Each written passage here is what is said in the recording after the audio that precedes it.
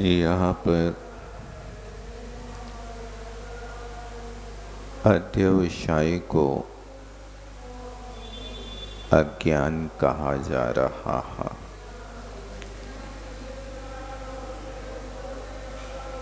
कौन अज्ञानी है, कौन ज्ञानी है, इस विषय में आचार्य महाराज ने इन दो गाथाओं के माध्यम से कथन किया। अगली गाथा यहाँ पर पूर्व की गाथाओं में मरण के विषय में अत्यवसान कहा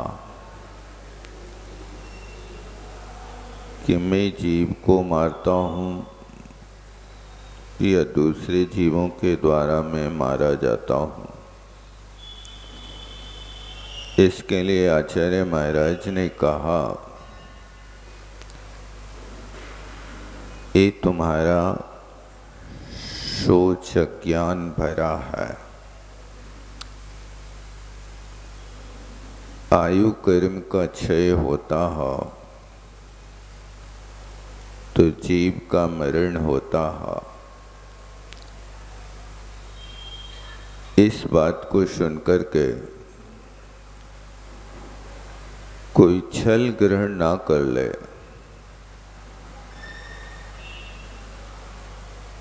क्योंकि छलग्राही दृष्टि वक्र परिणामी जीवों की हमेशा रही है। इसलिए कोई लगा ले कि मैं तो कोई को मार नहीं सकता, इसलिए मैं तो आंख बंद करके दौड़ूंगा, मैं तो जी भर करके प्रमाद से युक्त होकर के जैसा मन में आए वैसी प्रवृत्ति करूंगा। एक घोर अज्ञान है।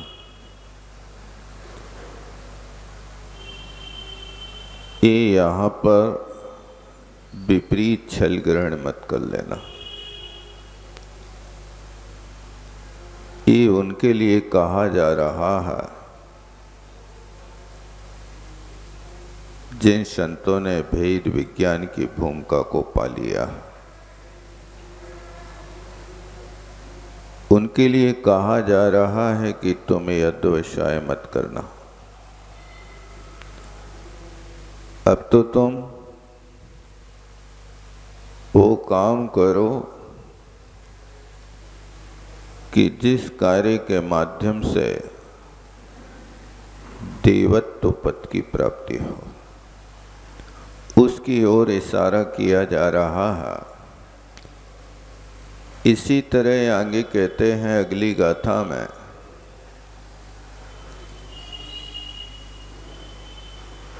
कहते हैं कि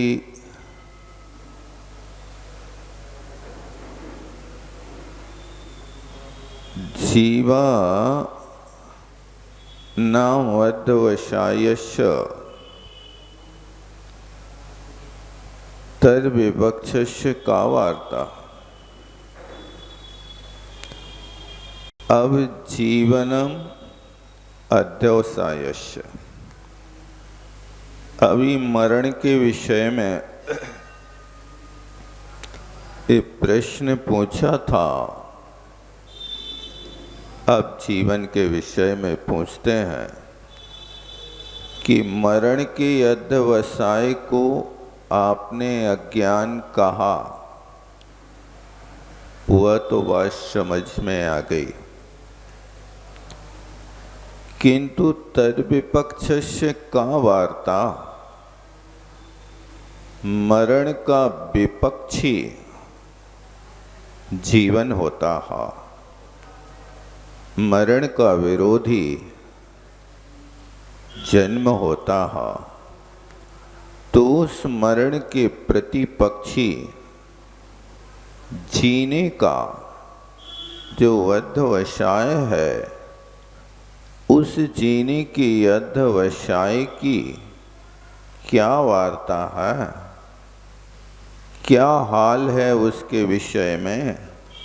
अर्थात मैं इस विषय में कि मैं जीवों को अभयदान देता हूँ, इस विषय में क्या है, इसको अध्यवसाय तो नहीं कहेंगे, इसको करुणा भाव कहेंगे कि नहीं कहेंगे, क्या कहेंगे, ऐसा यहाँ प्रश्न किया गया। फिर कहते इति चेत, चेत अकेला लिखा है, उसके आगे इति और लिखा होता तो अच्छा रहता। 250 नंबर की गाथा की उत्थानिका में का वार्ता, इसके बाद क्वेश्चन मार्क का, फिर इति चेत। इति चेत का अर्थ होता है, इति माने इस प्रकार का, चेत माने यदि तुम्हारा प्रश्न है तो उस प्रश्न के उत्तर में यहाँ गाथा लिखते हैं। जो मरण जीवे मियाँ, जीवे जामी परे ही सत्य ही,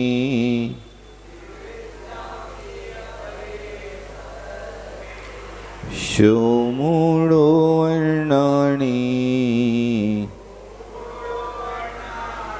वर्णाणी ये तो दुविवेरी दो।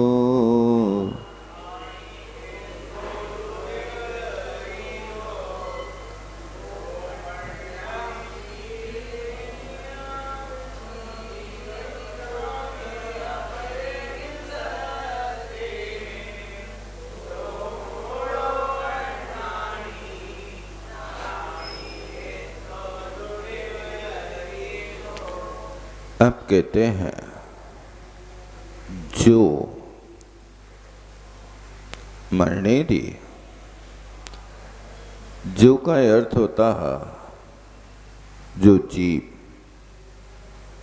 एक कर्ता माना जाता है, जो के साथ जीव शब्द का संबंध ऊपर से जोड़ लिया जाता है। कई बार ऐसा होता है कि मात्र क्रिया के माध्यम से कर्ता का ज्ञान कर लिया जाता है, क्योंकि संस्कृत प्राकृत में ये व्यवस्था है, 3 पुरुष होते हैं तो तीनों पुरुषों की क्रियाएं स्वतंत्र हुआ करते हैं। यहाँ पर इंग्लिश आदि में ये व्यवस्था नहीं होती है, वहाँ एक ही क्रिया को सभी कर्ताओं के साथ जोड़ना पड़ता है, इसलिए उसमें कर्ता को कहना आवश्यक होता है। किंतु यहाँ पर ये विशेषता है कि आप यदि क्रिया कह देते हैं तो उस क्रिया के माध्यम से कर्ता का ज्ञान कर लिया जाता है। जैसे आपने आज्ञा ली तो सिर्फ इतना बोल दिया गच्छामि,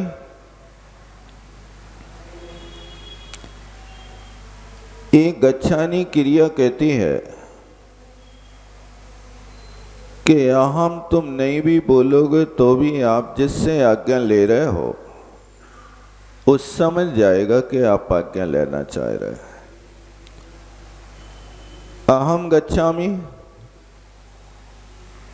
मैं जाता हूं, यदि अहम ना भी बोले तो गच्छामि, मैं जाता हूँ। कब जाएंगे? ईश गच्छामि, बस जा ही रहा हूँ। इस तरह से मात्र क्रिया से कर्ता का ज्ञान हो जाता। इसी तरह मध्यम पुरुष, तुम शब्द का प्रयोग करो या न करो, युष्मद शब्द का प्रयोग हो या ना हो, लेकिन मध्यम पुरुष की क्रिया को रख दिया तो पता चल जाता है कि तुम जा रहे हो। उत्सा गच्छति, अब सा का प्रयोग करें या ना करें, लेकिन गच्छति कहेंगे तो इसका अर्थ होता है कि वह जाता। ये तीनों क्रियाएं तीन पुरुषों की, उत्तम मध्यम जघन्य पुरुषों की होती हैं। उत्तम पुरुष और मध्यम पुरुष अपने आप में ऐसे होते हैं कि व्याकरण शास्त्र में उत्तम और मध्यम पुरुष को कोई लिंग में नहीं डाला है। अहम गच्छामि पुरुष भी कहेगा, अहम गच्छामि स्त्री भी कहेगी, और अहम गच्छामि थर्ड पर्सन भी कहेगा। यहाँ पर ये उत्तम और मध्यम पुरुष की व्यवस्था व्याकरण में ऐसी गजब की है कि इसको अलिंग रखा, इसका लिंग विभाजन नहीं किया। शेष शब्दों का तो लिंग विभाजन किया कि इस शब्द का ये लिंग होगा, इसका ये होगा, लेकिन अहम, अहम माने मैं, तो मैं अपने आप में क्या हूं? उत्तम पुरुष हूं। मैं उत्तम हूं, मेरे से बढ़कर कोई नहीं है। ये प्रत्येक आत्मा को अपने आप में ऐसा अनुभव होना चाहिए। ये व्याकरण में उत्तम पुरुष की व्यवस्था है। इसलिए अहम इको, मैं एक हूँ, मैं शुद्ध हूँ, ज्ञान दर्शनमयी हूँ, ये अपना परिचय हमें स्वयं को नहीं है। मैं क्या हूँ? मैं क्या हूँ तो मैं अपना परिचय देता हूँ कि मैं एक गरीब हूँ, अमीर हूँ, दीन हूँ, दुखी हूँ, आदि आदि। ये परिचय अपना परिचय नहीं है। ये परिचय तो यहाँ व्यवहार की अपेक्षा तुमने मान रखा कि मैं दुखी हूँ, मैं सुखी हूँ। ये कल्पना मिथ्या दृष्टि की है। छेडाला कारण ने लिखा ना, मैं सुखी दुखी, मैं रंग राव, मेरे धन ग्रह गोधन प्रभाव, मेरे सुत तीय मैं सबल दीन, बेरूप सुभग मूरख प्रवीण। एक किसकी कल्पना है बताओ? इस सम्यक दृष्टि की कल्पना नहीं है, ये तो मिथ्या दृष्टि की कल्पना। मैं सुखी हूं। आप सुखी हैं? सच्चे दिल से आप छाती पे हाथ रख करके कहो कि मैं सर्व सुखी हूं। है कोई कहने वाला? यदि तुम कहते हो कि मैं सुखी हूं तो तुम्हारा ये वचन झूठा है, क्योंकि शास्त्रों में तो लिखा है कोई तन दुखी, कोई मन दुखी, कोई धन दुखी दिखे, संसार में सुख सर्वदा कोई तो ना दिखे। संसार में सर्वदा एकांत से नहीं कहना कि मैं सब सुखी हूं, सब सुखी हूं। कहां से सुखी हो पाओगे? यदि बाहरी साधन तुम्हारे पास भरपूर हैं लेकिन अंतरंग साधन में तो कोई ना कोई साध की कमी नजर आ रही है। बाहर में साता बेदनी के सारे साधन जुटा करके रख लिए, लेकिन अंतरंग में यदि साता की उदीरणा ना होवे तो उनको भोग नहीं पाओगे आप। बहुत बढ़िया थाली तुम्हारे सामने लगी रखी है, सामने वाला कह रहा भैया अब का कमी है, शुरू करो। तो वो कहता है अब कमी तो कुछ नहीं है, बस एक चीज की कमी है कि भूख नहीं है। थाली तो भरी पड़ी है, बस भूख नहीं है। ये अंतरंग कारण को देखना है। ये बाहरी चीजों में हम अपने आप को मान बैठते, मैं सुखी हूँ, मैं दुखी हूँ, मैं रंक हूँ, मैं राजा हूँ, मैं गरीब हूँ, मैं अनाथ हूँ, मैं कुलवान हूँ, मैं कुलहीन हूँ, मेरे पुत्र है, मेरे पुत्र नहीं है। ये सब बहिरात्मा की कल्पना है। अंतरात्मा को ये सब विचार ही नहीं करता। मैं अपने आप में जो हूँ मेरा परिचय देखो। इसलिए यहाँ पर जो क्रिया कही जीवे में, ये उत्तम पुरुष की क्रिया है। इसलिए उत्तम पुरुष की क्रिया के साथ में हमेशा अपने आप को उत्तम ही मानना, अहंकार नहीं करना। लेकिन ये व्याकरण शास्त्र कह रहा है कि जहां कभी भी अहम का प्रयोग होगा तो वहां उत्तम पुरुष आकर के बैठेगा, और जहां तुम का प्रयोग होगा वहां मध्यम पुरुष होगा। हम में और तुम में यहां लिंग भेद नहीं है। हम और तुम के अलावा कोई तीसरा होगा तो उसके तीनों लिंग होंगे, लेकिन तुम हो, कौन लिंग हो? नहीं, तुम भी हमारे जैसी आत्मा हो। ये यहाँ पर आचार्य महाराज कुंद कुंद स्वामी कहते हैं, जो ऐसा मानता है, मन्नदी क्या मानता है? जीवे में मैं पर जीवों को जीवित कर रहा हूं और परे ही सत्य जीवित जामे, और पर जीवों के द्वारा मैं जीवित हूं। इस प्रकार की जो मान्यता है सो मूढ़ो अण्णाणी, वह मूढ़ अज्ञानी है। वो वस्तु स्वरूप को नहीं समझ रहा है। मैं दूसरों को जिला रहा हूँ, दूसरे मेरे को जिला रहे हैं। तुम नहीं होते तो मैं तो जिंदा नहीं रह सकता था। सही कह रहे हो, आपके बिना जिंदा नहीं रह सकते थे। अरे आप ही तो सारी व्यवस्था कर रहे हो, सुबह से शाम तक ताती ताती गरम गरम बना करके खिला रहे हो, सो तुम्हारी रोटी से जिंदा हैं। ये तो सब स्वार्थ भरी बातें हैं। इतना ध्यान रखना कि किसी के गुजरने से किसी का गुजारा नहीं रुकता। लेकिन कहते हैं व्यवहार में कि ऐसा है, सारी दुनिया ये सब बोलती है, ये व्यवहार की अपेक्षा बोलती है। और कई लोग इस वचन को सुन करके कर्तृत्व बुद्धि लाद करके बैठ जाते हैं, मैं एक दिन रोटी नहीं बनाऊंगी तो भूखों मर जाओगे, मैं एक दिन दुकान नहीं जाऊंगा तो तुम बिल्कुल कंगाल हो जाओगे। सही कह रहे हैं। ये मान्यता थोड़ी सी बदल लो।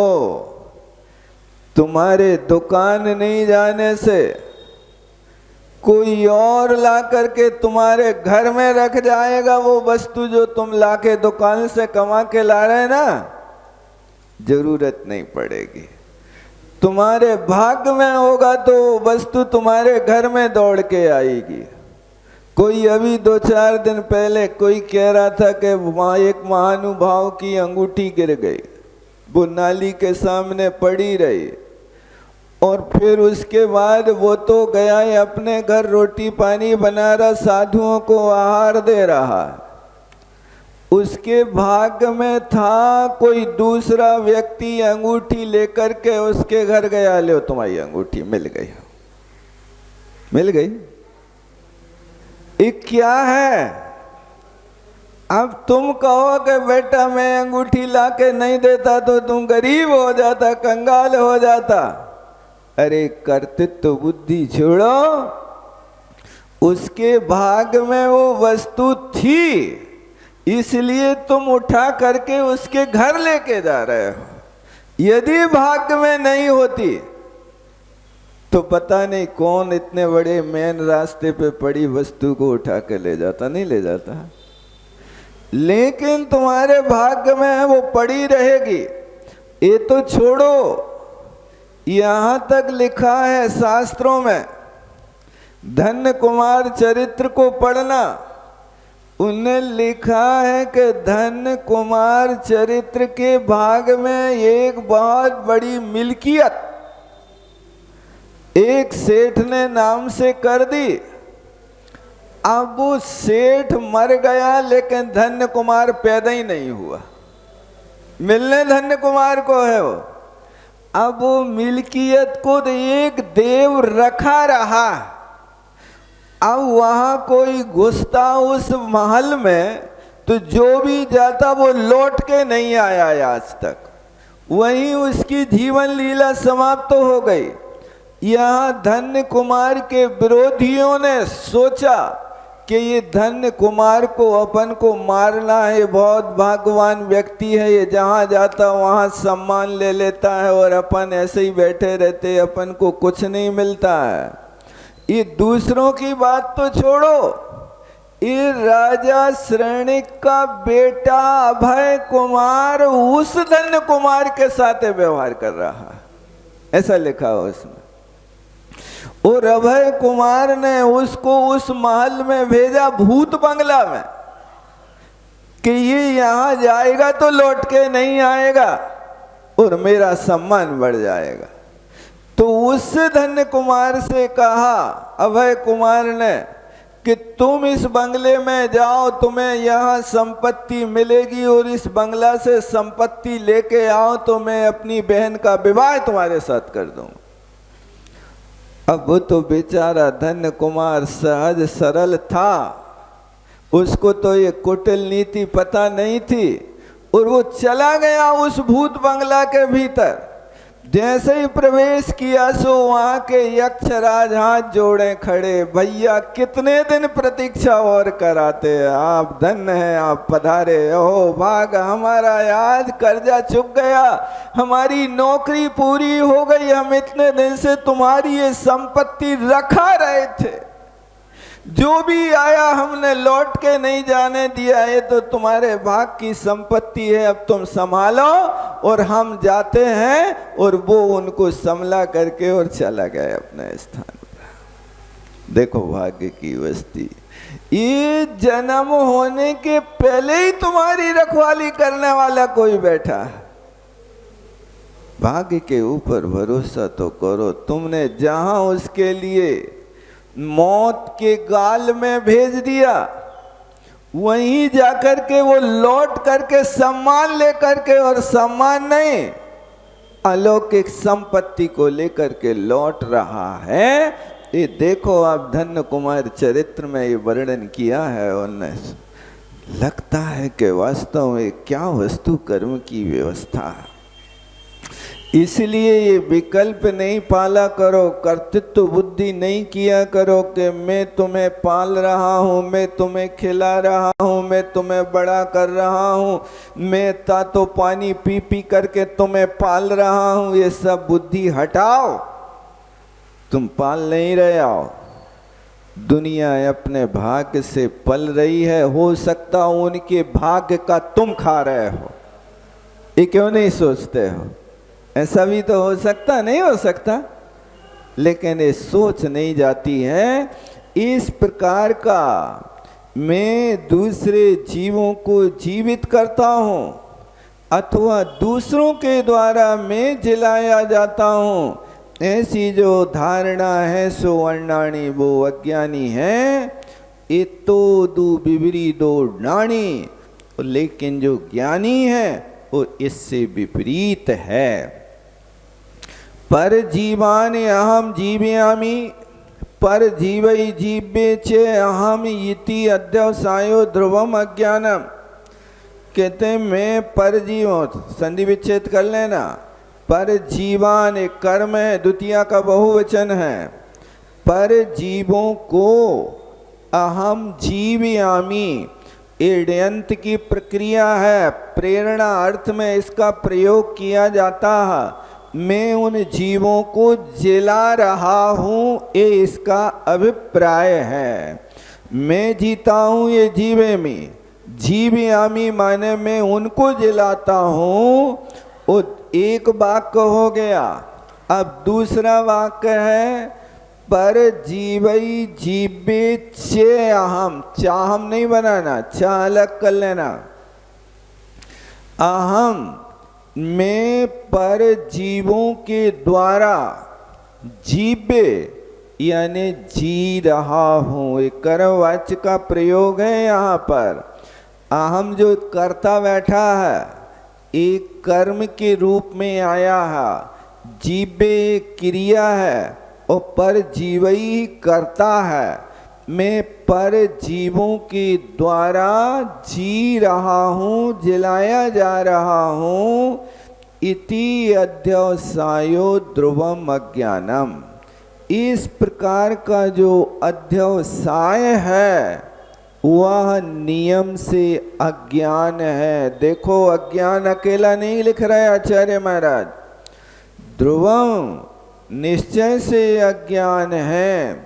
सतु यस्यास्ति सो अज्ञानित्वात् मिथ्या दृष्टि।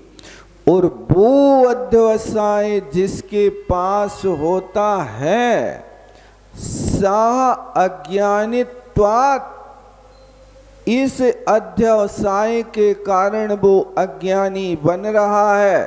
पंचमी विभक्ति हेतु रखा है, इस हेतु से अज्ञानी हो। ये हेतु बदल दो तो ज्ञानी हो जाओ, ये धारणा बदल दो तो ज्ञानी हो जाओ। इस प्रकार का भाव बदल दो। देखो भाव बदलते ही व्यक्ति अपने आप में बदल जाता है। वस्तु जहाँ की तहाँ रखी है, लेकिन उस वस्तु के प्रति यदि हमारा राग होता है तो हम दुखी होते हैं, द्वेष होता है तो उसको हटाने की कोशिश करते हैं। वस्तु जहाँ है वही है, वो वस्तु राग द्वेष नहीं कर रही है। एक सेठ ने मकान बना लिया है, चौराहे पर बहुत बढ़िया करोड़ रुपया खर्च करके मकान बनाया है। बहुत उत्साह है, अभी तक तो झोपड़ी में रहते थे, अब महल चौराहे पर बना है। अब तो हम रईस बन करके दूसरों को दिखाएंगे कि इस महल के रहने का आनंद क्या है। अब यहाँ पर महल बन करके तैयार हुआ था, अब उस महल में आग लग गई। अब दादा खड़े खड़े बिलख रहे हैं, रो रहे हैं, बचाओ बचाओ, लुट गया, सब लुट गया, सारे जीवन भर की कमाई लुट गई। बड़ा बेटा आया, दादा रो नहीं, घबराओ नहीं, क्या हुआ? अपन ने कल मकान बेच दिया था, मकान बिक गया। इस बात को सुनकर के जो अभी हाहा दैया मचा रहे थे, लुट गए, डूब गए, रो रहे थे, अब चुप्पी। अब ना आंसू है, न बचाने का विकल्प है, न दूसरों को आह्वान करने की बात है। अब देखो मकान जल रहा है, और तुम ज्ञाता दृष्टा बन करके देख रहे हो। अब बुद्धि आ गई, अभी अपनी बुद्धि थी, अपनापन था कि मेरा मकान जल रहा है। अब उसी मकान को जलते देख रहा है, लेकिन बुद्धि हट गई, ये पराया मकान जल रहा है, अब हमारा नहीं जल रहा है। अभी आग नहीं बुझी, आग जल रही है। थोड़ी देर बाद छोटा बेटा आता है, अरे पिताजी खड़े खड़े का देख रहे हैं, आग बुझाओ। घबराओ नहीं बेटा, मकान बिक गया है। बेटा कहता सौदा कैंसिल हो गया है। सौदा कैंसिल हो गया, अब क्या हो गया बताओ? अब रोगे कि हंसोगे?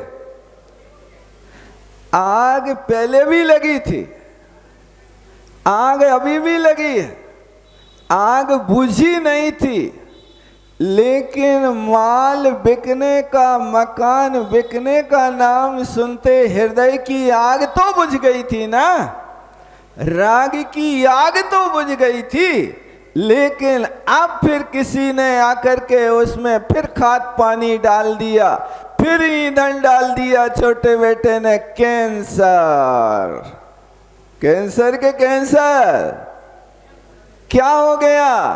अब फिर वही धधकने लगी राग की आग। इसलिए कहा दौलत राम जी ने, ये राग आग दहे सदा के कदा सदा, ये राग आग दहे सदा ताते। क्या करो? समामृत से, ये समता रूपी अमृत का सेवन करो। वो तुम्हारे पास है, सामने वाली वस्तु में तो परिवर्तन हो रहा, उत्पाद व्यय हो रहा है, लेकिन तुम्हारे भावों में क्या चल रहा है? उन भावों को पकड़ो के मकान में आग बुझी नहीं है, फिर भी यहाँ हृदय की आग तो बुझ गई थी। अच्छा लग रहा था, मकान दूसरे का जल रहा, हमारा थोड़ी जल रहा। इसी तरह यहाँ पर भी ये तो मकान का दृष्टांत है।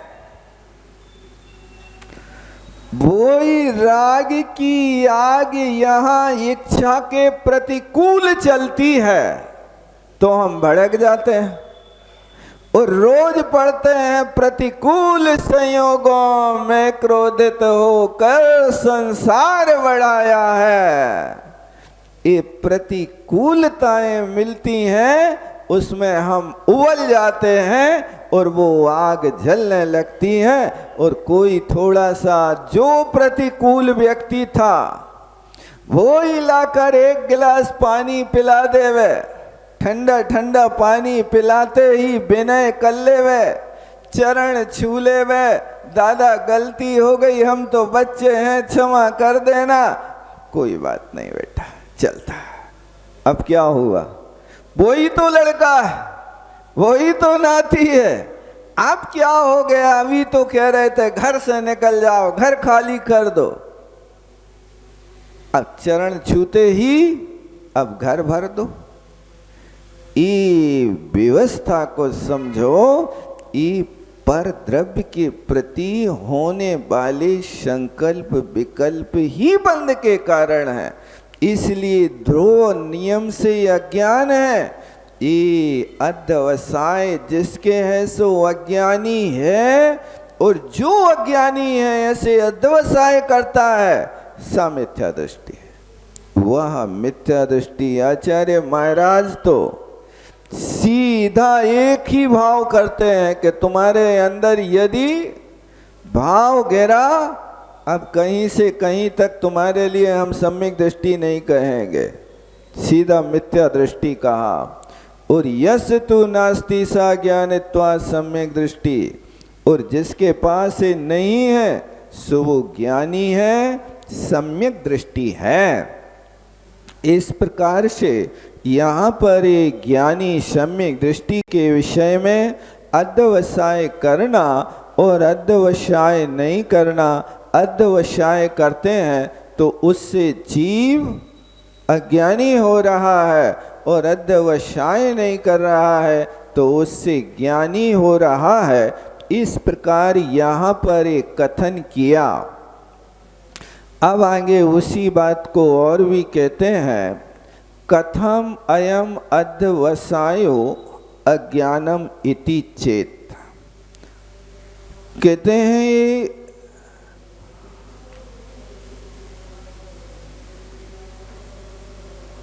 कथम अयम अध्यवसाय यज्ञानम, उसी बात को फिर कहते हैं जो वहां पूर्व गाथा 48-49 में उत्थानिका बनाई थी ना, कथम अयम अध्यवसायो अज्ञानम इति चेत, उसी को उत्थानिका को फिर यहाँ 51 और 52 गाथा में बना रहे। देखो, कथम अयम अध्यवसायो अज्ञानम इति चेत, ये फिर प्रश्न करते हैं कि ये अध्यवसाय अज्ञान कैसे है।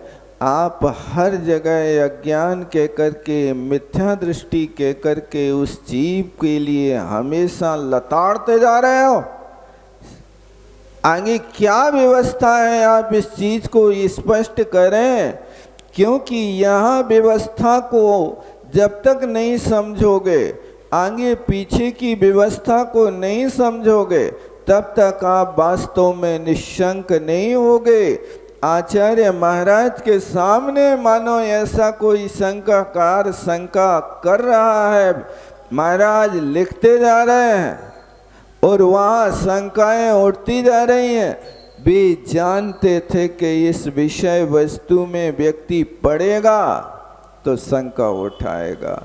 सच्चा स्वाध्यायी तो वही है कि जिसको स्वाध्याय करने के बाद अंतरंग से जिज्ञासा पैदा होवे कि ये वस्तु आपने कही, इसका और भी कोई दूसरा विकल्प हो सकता है क्या? ये विकल्प भी तो पहले से आप सोचो। इसी तरह आचार्य महाराज लिख रहे हैं कि इस बात को कहने के बाद सामने वाला फिर से समझेगा कि ये क्या परिस्थिति बनी यहाँ पर, तो उसके लिए आचार्य महाराज फिर से उस आंगली गाथा को कहते हैं, आउदैण जीवदे जीवो एवं वर्णन्ति सवर्णो,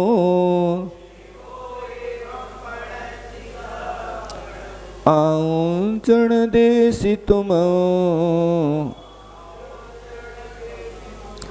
कहम तये जीवयम कयो तेषिम, आउदैण जीवदी जीवो एवं वर्णन्ति सवर्णो, आउचण दिन्ति तो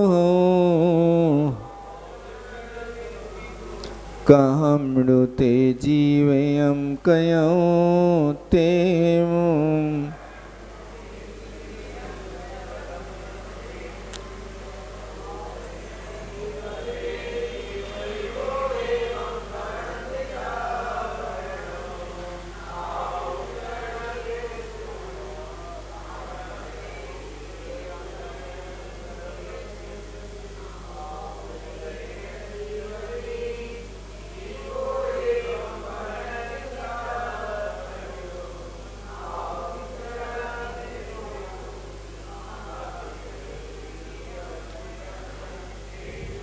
अब कहते हैं,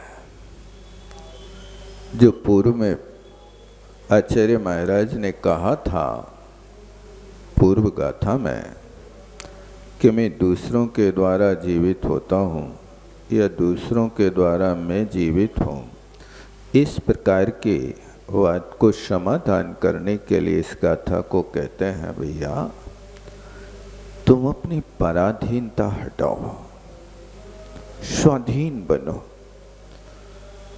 ये पराधीनता हमेशा व्यक्ति के अंदर जागती रहती है कि देखो आप नहीं होंगे तो हमारा काम कैसे चलेगा।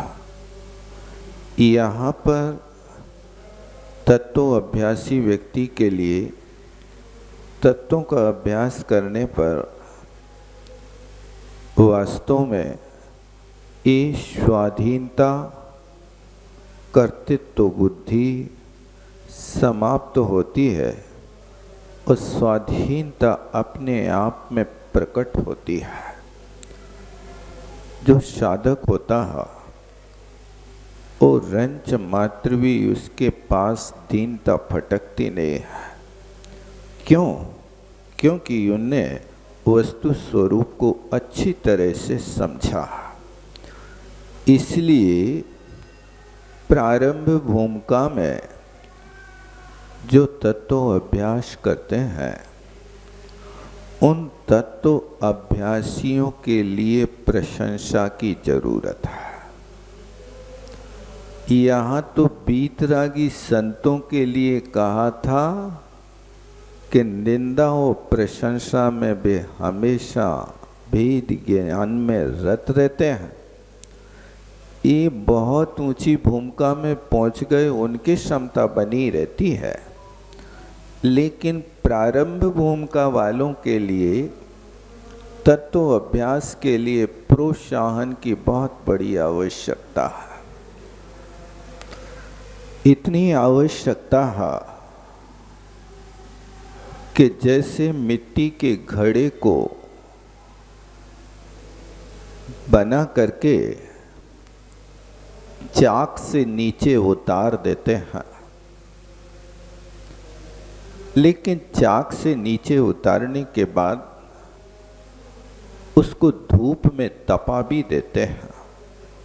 धूप में तपाते कि अग्नि में तपाते हैं? दोनों में तपाते हैं। लेकिन अभी प्रारंभ भूमिका में कहाँ तपाएंगे? धूप में तपाएंगे। चक्के से उतार करके सीधा कोई हवा में नहीं डालता, भूल भी नहीं मत करना। यदि आप लोगों ने एक कुंभकार की व्यवस्था ना देखी तो आप अपने घर में देख लेना। रोटी को बनाते हैं तो रोटी को बेल करके सीधी आग में नहीं डालते, कहाँ डालते हैं? तवा के ऊपर डालते हैं। पक्का है ना? अच्छा, तवा के ऊपर डालते हैं तो ठंडे तवा पे डालते कि गरम तवा पे डालते हैं? गरम तवा पे। ठंडे तवा पे डाल दे में तो, और यदि उस तवा ने अच्छे से आग ना पकड़ी हो, आधा गरम हुआ, अभी विश्वास नहीं हो पाता कि तवा गरम हुआ कि नहीं हुआ, तो माताएं उसकी नाड़ी पकड़ते हैं। ऐसा करते हैं, यानी उस पे पानी के छींटे मारते हैं, और पानी के छींटे मारते यदि वो पानी सोख लेता तो समझते हैं कि तवा या आगी को पकड़ चुका। और यदि वो तत्काल नहीं सोख पाता है तो फिर अभी थोड़ी देर और रुको, पटा पे रोटी पड़ी रहे तो पड़ी रहे, लेकिन तवा पे नहीं जाएगी। तो जैसे यहाँ पर आप तत्काल रोटी बना करके उस सीधी आग में ना डाल करके तवा पे डालते हो, और फिर तवा पे जब वो पूरा तैयार हो जाता है, परिपक्व हो जाता, तो उसको तवा से उठा करके फिर अग्नि में डाल देते हैं। फिर अग्नि में डालने पर उसके लिए कोई बाधा नहीं होती, फिर वो अग्नि के ऊपर नाचती रहती है, फूल जाती, फिर तो वहाँ अच्छे से सिक जाती है। ई प्रारंभ भूमिका में उसको जैसे तवा का प्रोत्साहन दिया, तवा के सहारे उसको हमने संबल दिया और फिर अग्नि पर डाला। इसी तरह उस कुंभकार ने चाक से निकाल करके पहले उसको धूप में पका दिया, विटामिन डी की ऊर्जा उसमें डाल दी है। विटामिन डी होती है ना, वो देने के बाद अब वो उसके लिए खोट निकालेगा तो एक हाथ अंदर रखेगा और बाहर से चटा चट पटकता जाएगा। ओ फिर उसके बाद बीच बीच में पानी के छिटके भी डालता जाएगा। ये क्या है? पानी भी पिला रहा है, अंदर से हाथ भी सहला रहा है, और फटाफट कनपट्टी पे पटकता भी जा रहा है।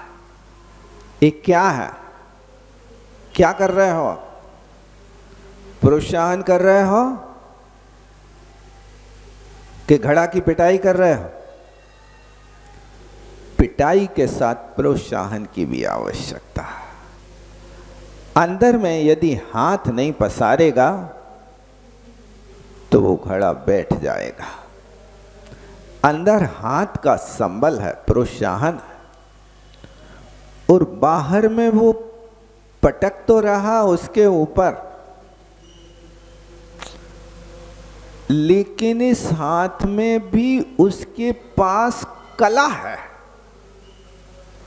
कि ये घड़ा कितनी मार और कितनी ठोकर को सहन कर सकता है। देखा क्या नहीं? ऐसा नहीं कि वो लोहार के घन की तरह फटाफट भड़कता जाए, ऐसा करता क्या? लोहार तो दोनों हाथों से पूरी शक्ति लगा करके उसके ऊपर घन पटकता, लोहे का होता, 10-20 किलो का वजन का होता। एक कुंभकार घन नहीं पटकता, इसका तो लकड़ी के आकार, लकड़ी का बना कोई बहुत हल्का यंत्र होता है जो उसके ऊपर पटकता है और उसको संभाल लेता है। इसी तरह तत्व अभ्यासियों के लिए तत्व की घुट्टी का घन तो पिलाओ, लेकिन अंदर से प्रोत्साहन भी दिलाओ कि वाह आपकी क्या बुद्धि है। उस समय एक अकलंक थे, आज के अकलंक तो हमें तुम ही दिखाई दे रहे हो। आप वस्तु स्वरूप को बहुत अच्छे से पकड़ लेते हैं। ये प्रोत्साहन इतना जरूरी है, इतना जरूरी है जितना जरूरी शरीर के लिए भोजन है। इस शरीर के लिए जैसे भोजन काम करता है, इसी तरह तत्व प्रेम बढ़ाने के लिए लोगों के लिए प्रोत्साहन काम करता है। इसलिए प्रोत्साहन करने की भी आवश्यकता है।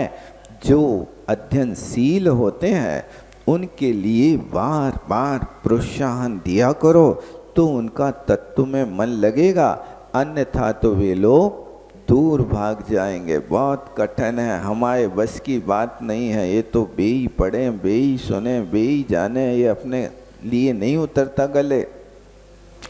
तुम हताश हो जाओगे, लेकिन हताश हुए बिना आप प्रोत्साहन करेंगे तो वो कठिन वस्तु भी धीरे धीरे उसको समझ में आने लगेगी। शेष बात आगे।